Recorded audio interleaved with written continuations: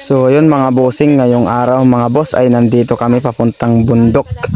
At dito mga bossing ay nadaanan ko si Kuya Tito na sira yung kanyang motor. Yung nasira pala sa kanyang motor mga bossing ay yung bearing sa sprocket mga bossing.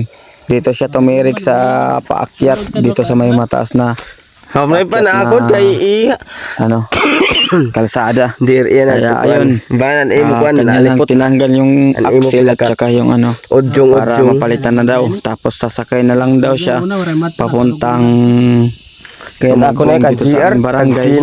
Uuwi na daw lang siya. Hihintayin niya kami na pagbalik namin ay sasakay na lang siya. Ayan na nga, tinatanggal niya na nga yung ano, yung bearing. Tinanggal na. Dahil talagang wasak talaga yung bearing dyan sa may sprocket mga boss. Tingnan nyo naman yung nangyari sa kanyang motor. Buti na lang mga boss, kami dito mga boss na nagbibiyahe. Yung ito si KTT at saka yung kapatid ko ay maalam talaga sa pag mga ganitong ano gawain. Tulad ng pag-aayos ng motor. Paunti-unti yung hindi lang namin alam na ayusin, yung makina lang talaga yung mag-overhaul. Pero dito sa mga labas-labas mga bossing ay yan, sanay na kami dyan. Chambala ito. Alam na namin yan kung anong gagawin. At saka ano, mabait na teacher. Ano aayusin para ano na din yung labor mga boss, di ba? Makakatipid ka na ng labor at saka maayos mo pa ng mabilisan yung motor mo pag maalam ka talaga sa pag ayos. Yung sa makina naman mga bossing ay kakaunti lang yung nalalaman namin. Kaya yun. At dito mga boss ay yung sakay ko pala mga bossing ay mga ikaw ma'am maggagawa ng ano wifi mga bossing. Yan yung kanilang ano gamit para sa wifi na ano Starlink mga boss. At yan yung solar dyan mga boss ay pinadala ko lang kay kuya dahil sabi ko ingatan natin yung solar, baka pag itinali ko yan ay mabasag dahil nga sa medyo may kalakihan din yung solar mga boss. Tignan nyo mga boss idol siya yung nagdadala ng solar, mabigat din yan mga boss at saka paahon pa sa... Anong masasabi mo sa dala mo? Mabigat-bigat.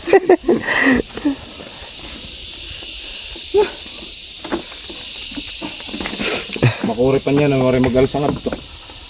So yun mga bossing ay at kinabukasan mga boss ay nagbiyahe ulit kami. Motor ni Kuya Titi dahil nagbiyahe ako at saka nakasabayan ko din si Kuya Titi at saka may dala pa siya kaming simento mga bossing. At dyan nga si kasi mahirap dito mga boss ay ahon. Kapag mabitin ka mahirap ka nang makapwersa. Paakyat din kasi dalawang tao na sa kanya. Sobrang bato. Nagtutulak para lang dagdag pa dyan. Umaangat yung unahan kapag may mga dala kang ano. So yun mga boss, panoorin nyo na hanggang dulo. Paki-like and subscribe mga boss sa aking YouTube channel. Sana i-like nyo mga boss. At yun lang, maraming salamat sa inyo mga bossing and thank you. Panoorin nyo hanggang dulo.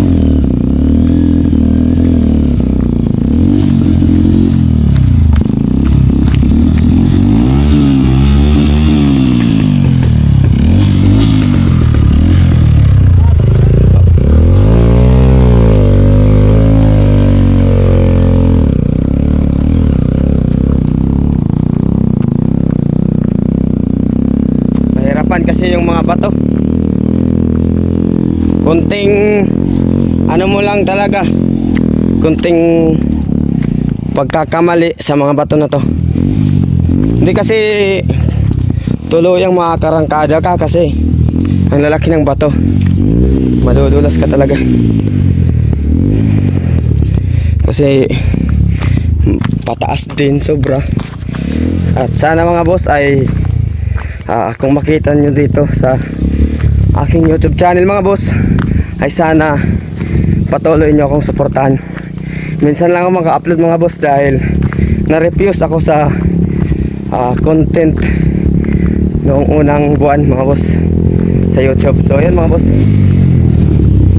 yan mga boss, di na naman makaakyat kasi sobrang hirap talaga, parang nanghihina yung motor na KTT ano. Grabe kasi yung lubak dyan, ang lalaki. 2 tao na dyan tumutulak mga boss, pero hindi pa rin usad ng maganda. Nanghihina na daw yung motor ni Ketete.